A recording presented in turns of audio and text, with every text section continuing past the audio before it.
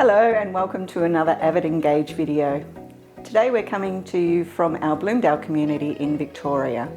And today I'm joined by Andrea Lucena-Orr from Dulux. When you're selecting paint colours, what are your big tips on that? Sure.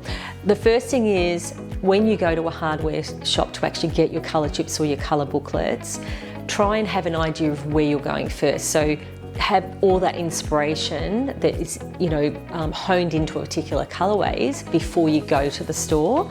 The important thing is, have a look at ideas like, it might be on the Pinterest website, it might be looking at House and Garden magazines, it might be looking at display homes, a great way to actually get an idea of real life colour and how light interacts with it. The Dulux website's got lots of gallery images of different styles of homes, whether they be new or really contemporary and modern, but also it gives you lots of room ideas, so styling for rooms, both on the cool and warm side of the spectrum. Okay. And where do you find your inspiration to create these colours for our homes? So we use a lot of inspiration from obviously nature. Nature's a really great way of thinking about how colours can interact together. Often we don't even think about it, it's innate, but ultimately where we see colours in nature work, they will always work in our homes as well. And colour just doesn't go into a home on its own. There's many other facets and elements that go into a home. You've got soft furnishings, furniture, obviously you've got fixtures and fittings you've got to think about, but also textures as well are important. So layering textures, making it sort of feel warm and cosy and more like, I suppose, inviting as well. So my top tips are definitely, so obviously get your inspiration before you go to the store. When you're in the store, don't get one of every colour, just hone in on those areas. So obviously the colour wall is quite large, there's a lot of colour on the wall. So, if you've come in mind getting blues, just go and pick a few blues out. Come home, have a look at those blues, and that's when you start to think about what do I need to buy in sample pots so I see the real colour. Yes. So that's where I'd only sort of maximum 3 to 4.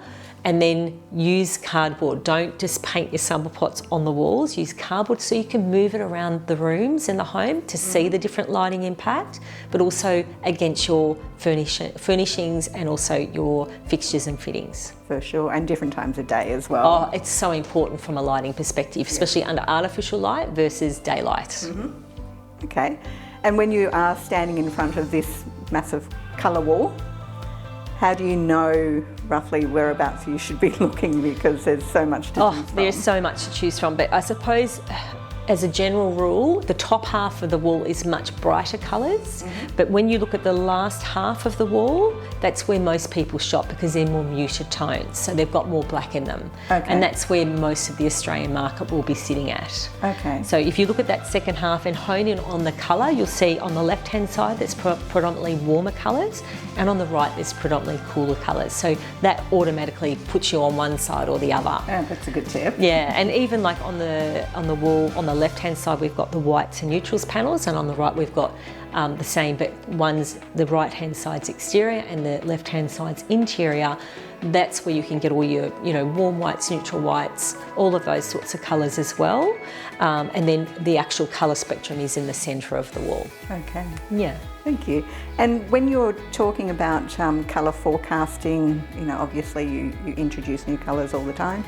Yes. How do you go about that? We have an annual colour forecast. So at Dulux we research our colours. Basically as soon as one forecast is launched, we're already working on the next one. And what we do is we look at a lot of influences from Western Europe, in particular Italy, France and London. And what we'll do is we'll filter that information and obviously bring it back to the Australian marketplace, because our light is different, and also you've got to think about cultural differences and lifestyle. Okay, and once you've introduced a colour into your home, that doesn't mean that you can't make other changes, does it? Oh no, not at all. And often what you'll find, especially with a new home, often they come as a blank canvas, so you've got your white already chosen and your trim colour, but that's where you can start to play by exploring other colours. And we always say the first place to start exploring and really, I suppose, starting your colour journey is in the bedroom. So the master bedroom's a great place to start, and also children's bedrooms, and involve your children in that decision as well.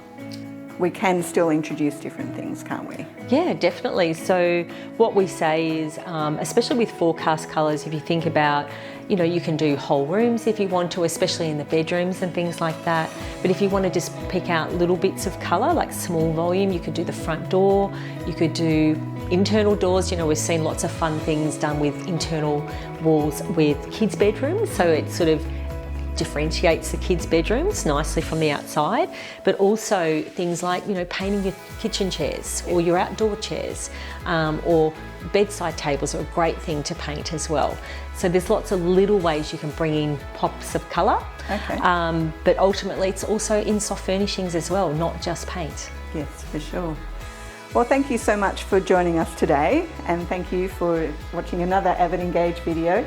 We'll be back again with Andrea for another episode, and we hope to see you next time on AVIDEngage. Thank you.